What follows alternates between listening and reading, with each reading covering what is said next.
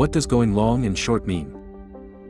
When trading in the financial markets, people buy and sell assets such as currencies, commodities and stocks by going long or going short on them. Going long is a popular industry term used to describe the act of buying. On the flip side, going short is a term investors and traders use to describe the act of selling. Traders will go long when they expect that the price of the asset will rise. Alternatively, they go short when they expect that the price will fall. This is because in Forex, as well as all other markets and businesses, traders make their profits when they buy low and sell high. For example, if someone goes short on the euro-US dollar, they are expecting the price of the euro to fall so that they buy it at a lower price and make a profit. Losses are incurred in the event of buying low and selling even lower, or selling high and buying even higher. Whether traders buy or sell first doesn't matter, profits and losses can be made in any order.